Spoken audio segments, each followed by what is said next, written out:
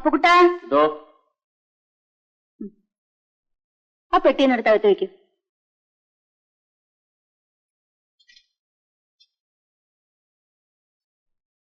ആ അങ്കിൾ. മോള് നേരത്തെ ഇങ്ങ് പോന്നോ? 20-ാം തീയതി വരുമെന്നല്ലേ പറഞ്ഞിരുന്നത്? വിളിച്ചു പറഞ്ഞിരുന്നെങ്കിൽ ഞാൻ വണ്ടി അയക്കുമായിരുന്നല്ലോ. പെട്ടെന്നാണെങ്കിൽ ഇങ്ങോട്ട് പോരാൻ തീരുമാനിച്ചത്. വിളിച്ചു പറയാൻ സമയം കിട്ടിയില്ല. അങ്കിൾ, എനിക്ക് ലെറ്റർ വല്ലതും ഉണ്ടോ? എല്ലാം ഓഫീസ് റൂമിലുണ്ട്.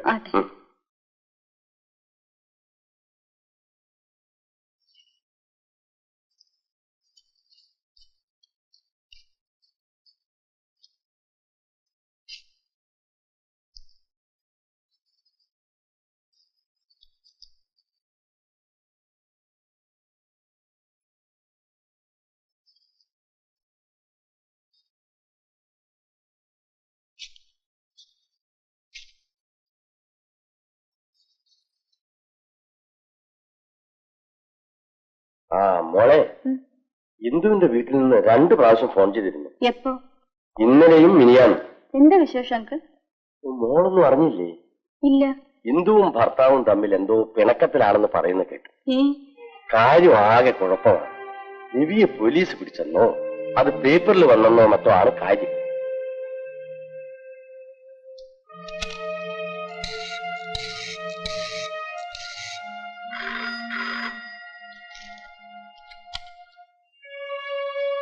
ഹലോ, ഞാൻ രജനിയാ.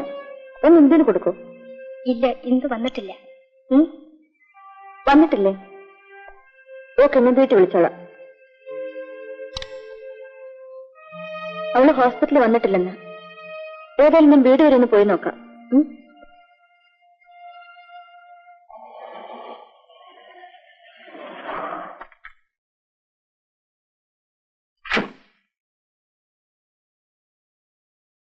ഇന്ദു,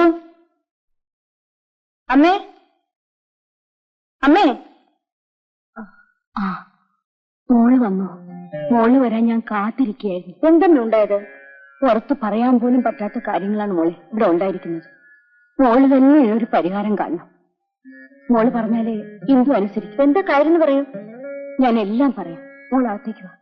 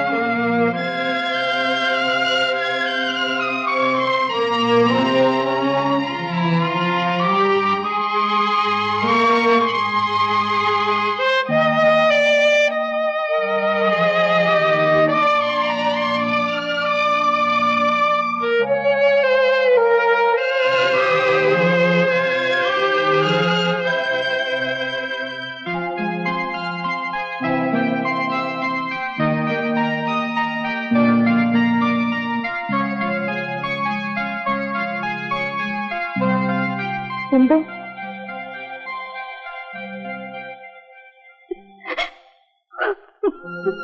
ഇന്ദു,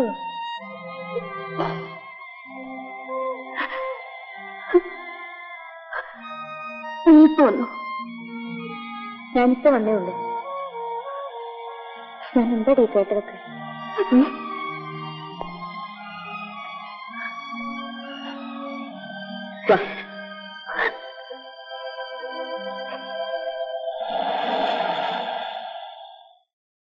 ഒരു ചെറിയ തെറ്റെങ്കിലും ചെയ്യാത്ത ഒരാണിനെ നീ എനിക്ക് കാണിച്ചു തരാമോ?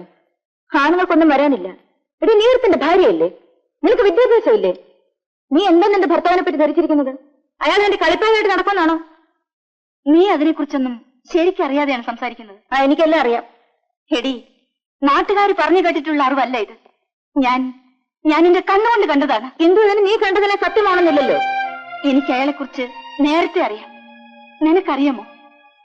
അച്ഛനുൾപ്പെടെ എല്ലാവരും എതിർത്തിട്ടും ഞാൻ അയാളെ വിവാഹം കഴിച്ചത് അയാൾ നന്നായി വരുമെന്നുള്ള വിശ്വാസത്തോടെയായിരുന്നു.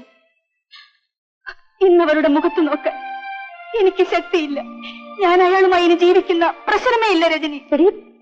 അതിന് നിനക്ക് വല്ല ഭ്രാന്തുണ്ടോ? എനിക്കൊരു കുഴപ്പവുമില്ല. നിനക്ക് കേൾക്കണോ? എന്റെ ബെഡ്റൂമിന്റെ പുറകിലുള്ള വിൻഡോ പെർമനന്റായി ഞാൻ അടച്ചിട്ടിരിക്കുകയായിരുന്നു. എന്തിനാണെന്നോ? അതിന്റെ പുറകിലുള്ള ഫ്ലാറ്റിൽ 24 മണിക്കൂറും എന്നെ നോക്കിയിരിക്കുന്ന ഒരു ചെറുപ്പക്കാരനുണ്ട്. ഇയാളില്ലാത്ത എത്രയോ രാത്രികൾ ഉണ്ടായിരുന്നു. ഞാനൊന്ന് കണ്ണടച്ചാൽ മതി, അയാൾ എന്റെ ബെഡിലായിരിക്കും. എനിക്കും ആകാമായിരുന്നല്ലോ. അതാണ് ഞാനും അയാളും തമ്മിലുള്ള വ്യത്യാസം. എനിക്ക് നിന്റെ ന്യായീകരണങ്ങളൊന്നും കേൾക്കണ്ട.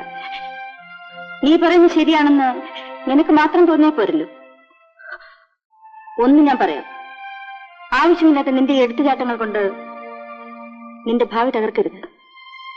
ഒന്നുകൂടെ ആലോചിക്കുക. എനിക്കിപ്പം ഇത്ര പറയാനുള്ളൂ. ഞാൻ പോകുന്നു.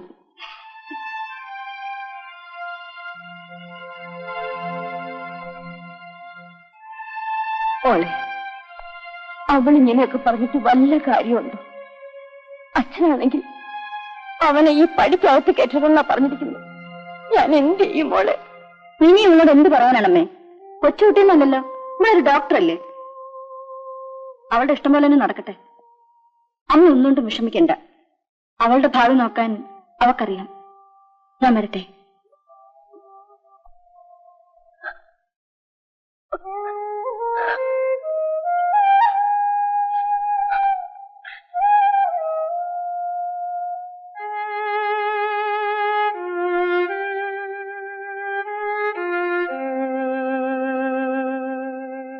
രവി എന്താ രാവിലെ സൈറ്റിലേക്ക് വരായിരുന്നു?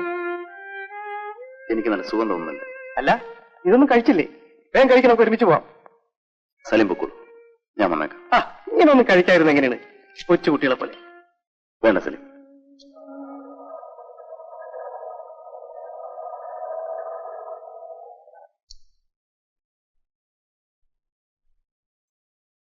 ഡാഡി, മോളെ. Daddy, daddy, daddy, daddy, daddy, daddy. എന്റെ മോൾ കരയാതെ, കരയാതെ. മോളെങ്ങനെ വന്നേ?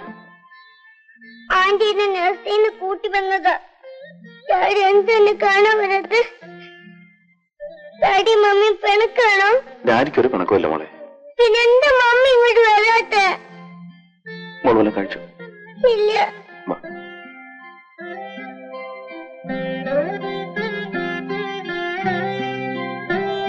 നമുക്ക് ഊണ് കഴിക്കാം.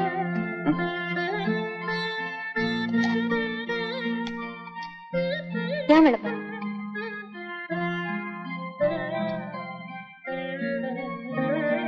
വരട്ടെ. ഡാഡി കഴിച്ചാ?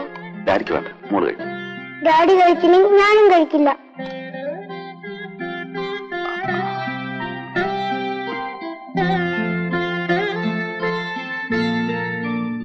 നിന്നേക്കാൾ കൂടുതൽ വർഷം ഈ ഭൂമിയിൽ ജീവിച്ചവനാ ഞാൻ. നിനക്ക് പഠിപ്പുണ്ടാകാം, പക്ഷെ അനുഭവങ്ങൾ മോളേക്കാൾ കൂടുതൽ നിന്റെ അച്ഛനുണ്ട്. അതിനച്ഛാ ഞാൻ പറഞ്ഞത്. നീ ഒന്നും പറയണ്ട. പണ്ട് ഞാൻ പറഞ്ഞത് നീ കേട്ടില്ല. അന്ന് നീ ഈ അച്ഛനെ അനുസരിച്ചിരുന്നെങ്കിൽ ഇന്ന് നിനക്ക് ഈ ഗതി വരില്ലായിരുന്നു. അച്ഛൻ പറയുന്നത് കേൾക്കാൻ ഞാൻ തയ്യാറാണ്. പക്ഷേ കോടതിയിൽ ഒരുപാട് ആളുകളുടെ അവനാണ് നാണക്കേട്. അവൻ നാണം കെടണം. നാട്ടുകാരുടെ മുമ്പിൽ അവൻ തലപൊക്കി നടക്കരുത്. എന്നാലും അച്ഛാ, ഒന്നുകിൽ ഞാൻ പറയുന്നത് നീ അനുസരിക്കണം, അതല്ലെങ്കിൽ നിന്റെ ഇഷ്ടം പോലെ ചെയ്തോ. ഇപ്പൊ തന്നെ അവന്റെ അടുത്തേക്ക് പൊയ്ക്കോ. പക്ഷേ പിന്നീട് ഈ വീട്ടിൽ നീ കാലുകുത്തരുത്. ഇങ്ങനൊരു വീടും ഒരച്ഛനും നിനക്കില്ലെന്ന് നീ കരുതിക്കോ. അച്ഛാ, മോളെ, നിന്നെ സ്നേഹിക്കുന്ന ഒരു ഭർത്താവാണ് നിനക്ക് വേണ്ടത്. സ്നേഹം പലർക്കു വേണ്ടി പങ്കിടുന്നവൻ ഒരിക്കലും ഒരു നല്ല ഭർത്താവായിരിക്കില്ല. നീ തറവാടും എനിക്ക് വലുതാണ്. ഇതിന് രണ്ടിനും ഒരു പോറലേൽക്കുന്നത് ഈ അച്ഛൻ സഹിക്കാൻ കഴിയില്ല മോളെ. അന്ന് നിന്റെ കഴുത്തിൽ അവൻ താലി കിട്ടുമ്പോ ഞാൻ വേദനയോടെയാ നോക്കി നിന്നത്. ഇന്ന് ഇതെല്ലാം കണ്ട് നിസ്സഹായനായി നോക്കി നിൽക്കാൻ ഞാൻ തയ്യാറല്ല.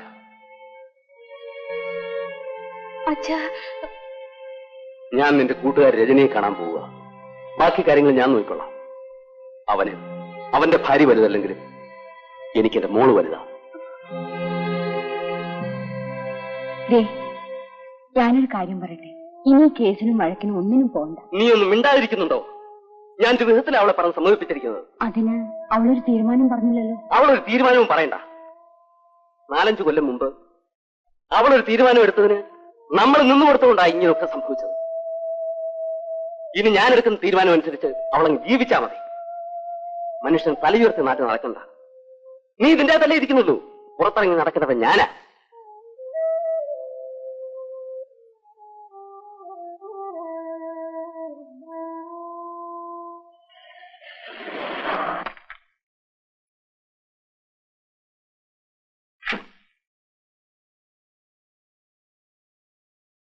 വരൂ അങ്കിൾ, ഇരിക്കൂ. അങ്കിൾ ഇവിടെ വന്നാൽ അത്യാവശ്യമായിട്ട് എന്തിനൊന്ന് വിളിക്കാൻ പറഞ്ഞു. ഞാനിപ്പോ വീട്ടിൽ നിന്നാ വരുന്നത്. എന്തിന്റെ കാര്യത്തിന് വല്ല തീരുമാനമായോ? ഒരു ഉറച്ച തീരുമാനവുമായിട്ടാ ഞാൻ ഇങ്ങോട്ട് വന്നത്. അവൾ സമ്മതിച്ചു? സമ്മതിച്ചു. ഇതെങ്ങനെ പറഞ്ഞ് അവസാനിപ്പിക്കും അങ്കിൾ? എങ്ങനെയെങ്കിലും അവസാനിപ്പിച്ചേ പറ്റൂ. എന്നുവെച്ചാൽ? ഒരു നോട്ടീസ് അയക്കണം. എന്ത് നോട്ടീസ്? Diverse notice.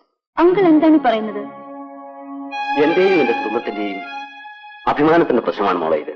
മിനിമോളുടെ ഭാവി കൂടെ ആലോചിക്കണ്ടേ അങ്കിൾ? മിനിമോൾക്ക് എന്താ കുഴപ്പം? ഓ, 10-12 വർഷം കഴിയുമ്പോ അവളെ കല്യാണം കഴിച്ചയക്കുന്ന കാര്യമാണ്. അതിന് അവന്റെ കെയർ ഓഫ് എനിക്ക് ആവശ്യമില്ല. ഇന്ന് അവന്റെ കെയർ ഓഫ് എന്റെ മോൾക്ക് അപമാനവുമാണ്. അവൾക്ക് എന്താണെങ്കിൽ ഭ്രാന്തുണ്ടോ? എന്റെ മകൾക്കല്ല ഭ്രാന്ത്. ഭ്രാന്ത് അവനാണ്. അതുകൊണ്ടാണല്ലോ പേപ്പട്ടിയെ പോലെ കണ്ട അഭിസാരികൾ കൂട്ട് ഹോട്ടലുകൾ തോറും കയറിയിറങ്ങി നടക്കുന്നത്. അവൻ എവിടെ വേണമെങ്കിൽ പോയി തുലയട്ടെ, എനിക്കതൊരു പ്രശ്നമല്ല. പക്ഷെ എന്റെ തറവാട്ടിൽ ഇനി അവൻ കാലുകുത്താൻ പാടില്ല. അങ്കിൾ, പെട്ടെന്നൊരു തീരുമാനം എടുക്കരുത്. ഒന്നുകൂടെ ആലോചിക്കൂ. ഒന്നല്ല 10 പ്രാവശ്യം ആലോചിച്ചിട്ടാണ് ഞാൻ ഈ തീരുമാനമെടുത്തത്. കുടുംബത്തിന്റെ അന്തസ്വാധ്വാനവും ഒക്കെ പോയി മോളെ. ഇനി എന്ത് ആലോചിക്കാനാ? കുടുംബത്തിന്റെ അന്തസ്സിന്റെ പ്രശ്നമല്ല ഇത്. ഇന്ദുവിന്റെയും മിനിമോളുടെയും ഭാവിയുടെ പ്രശ്നമാണ്. എന്റെ മോൾക്കൊന്നും സംഭവിക്കാൻ പോകുന്നില്ല. അവളൊന്ന് മൂളിയാൽ മതി. 24 മണിക്കൂറിനകം അവൾക്ക് അനുയോജ്യനായ ഒരുത്തിനെ കൊണ്ട് വിവാഹം കഴിപ്പിക്കാനുള്ള കഴിവ് ഈ മംഗലത്ത് നാരായണൻ നായർക്കുണ്ട്. അതുകൊണ്ട് മോള് വേഗം തന്നെ വിവാഹമോചനത്തിനുള്ള ഒരു നോട്ടീസ് തയ്യാറാക്കുക. അങ്കിൾ, നോ, ഞാനിത് ചെയ്യില്ല. എനിക്കിത് ചെയ്യാൻ കഴിയില്ല. മോളെ, ഇന്ദുവും നീയും വേറെയാണെന്ന് എനിക്ക് തോന്നിയിട്ടില്ല. നിന്റെ ഒരു സഹോദരിക്കാണ് സംഭവിച്ചിരിക്കുന്നതെന്ന് കണക്കാക്കി നീ ഇത് ചെയ്യണം. അഥവാ നീ നോട്ടീസ് അയച്ചില്ലെങ്കിൽ ഞാൻ വേറെ ഏതെങ്കിലും ഒരു അഡ്വക്കേറ്റും കൊണ്ട് അയപ്പിക്കേണ്ടി വരും. അങ്കിൾ,